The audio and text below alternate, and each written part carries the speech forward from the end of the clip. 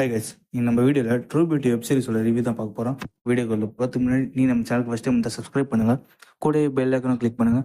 அப்போ தான் நான் போகிற வீடியோஸ்லாம் ஒன் டைம் நோட்டிஃபிகேஷனாக வரும். சரி, வாங்க வீடியோ ஸ்டார்ட் பண்ணலாம்.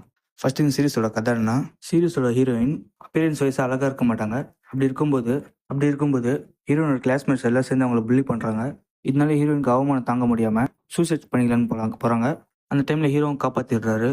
கடைசியாக ஹீரோயின் புள்ளி அவாய்ட் பண்ணுறதுக்காக வேற ஸ்கூல் சேர்றாங்க. வேற ஸ்கூல்ல பார்த்தா தான் தெரியுது ஹீரோவும் அதே ஸ்கூல்ல தான் படிக்கிறாருன்னு.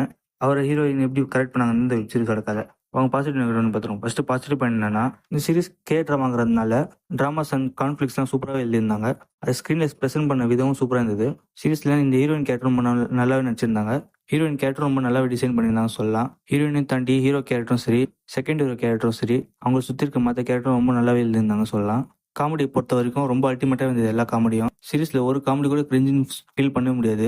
பார்த்த உடனே குபீர் சிரிப்பு வரும்னு சொல்லுவாங்க, அந்த மாதிரி காமெடி ரொம்ப நல்லாவே இருக்கும். அடுத்த ஹீரோக்கும் ஹீரோயினுக்கும் நடக்கிற கான்வர்சேஷன் ரொம்ப நல்லாவே இருந்தது. அப்புறமா ஹீரோனோட அம்மா கேரக்டர் பண்ற காமெடியா இருக்கட்டும், ஹீரோனோட அக்கா பண்ற காமெடி இருக்கலாம், சூப்பரா இருந்தது. இதெல்லாம் குறிப்பா ஹீரோனோட அக்கா குடிச்சிட்டு வந்து ரகலை பண்ண வருவாங்க. அதெல்லாம் பார்க்கும்போது விழுந்து சிரிப்பீங்க. அடுத்த ஹீரோயின் நடக்கிற ரொமான்ஸ் கெமிஸ்ட்ரி நல்லா ஒர்க் ஆயிருந்தது. ஓவரால் கேரக்டர் டெவலப்மெண்ட் ரொம்ப நல்லாவே பண்ணியிருந்தாங்க.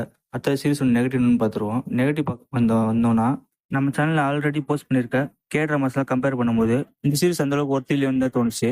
நான் பார்த்த சொற்ப ட்ராமாஸில் மேக்ஸிமம் சீரிஸில் 1 சீசன் தான் இருக்கும். அந்த ஒரு சீசன் முடிக்கவும் ஒரு 4 நாள் ஆகும். ஆனால் இந்த சீரிஸ் முடிக்கும் போது 11 நாள் தேவைப்பட்டது. கிட்டத்தட்ட 2 வாரம். நிறைய பிரேக் எடுத்து தான் பார்க்க வேண்டியதாக இருந்தது. அப்படி இருக்கும்போது ஸ்க்ரீன் பிளே எந்த லட்சத்தில் இருந்துன்னு யோசிச்சு பாருங்க.